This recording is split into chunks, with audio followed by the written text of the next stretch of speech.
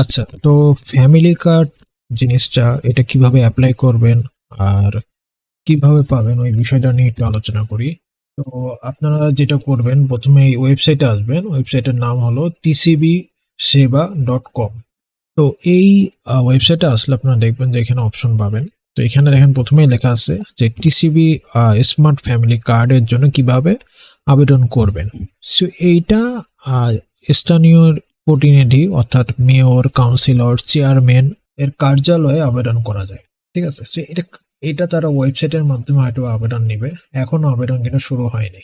এখন কি ওয়েবসাইটে আসলে নতুন নিবন্ধনে যদি ক্লিক করেন, ঠিক আছে, এখনো সেবার চালু নাই।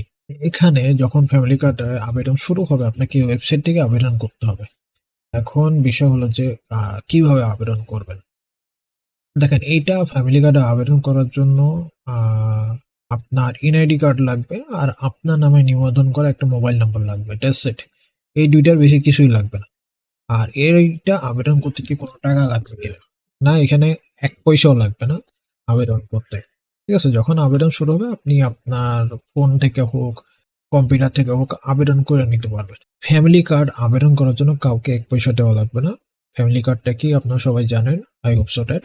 সো ওয়েবসাইটের মাধ্যমে মূলত হয়তোবা আবেদন তাদের শুরু হবে। পরবর্তীতে কি হয় সেটা তারা দেখাই দিবে।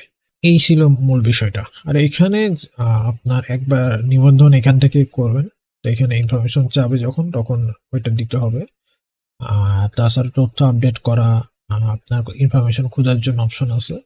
আর ডুপ্লিকেট ফ্যামিলি কার্ড হলো যে ফ্যামিলি কার্ডটা যদি একবার আপনি পান, সেটা যদি হারায় যায়, তাহলে আপনি এখান থেকে হয়তোবা ফ্যামিলি কার্ডটা আবার রিপ্রিন্ট করে নিতে পারবেন। সো এই ছিল মূল বিষয়টা। ফ্যামিলি কার্ডের আবেদন এখনো সেইভাবে শুরু হয়নি, বাট হয়তোবা খুব তাড়াতাড়ি শুরু হয়ে যাবে। ঠিক আছে? এখনো তাদের আহ, যে আবেদনের প্রক্রিয়া এটা এখনো চালু হয়নি। যখন চালু হবে আপনি এখান থেকে আবেদন করবেন, আর আবেদন করতে কোনো টাকা লাগবে না, এই জিনিসটা মাথায় রাখবেন।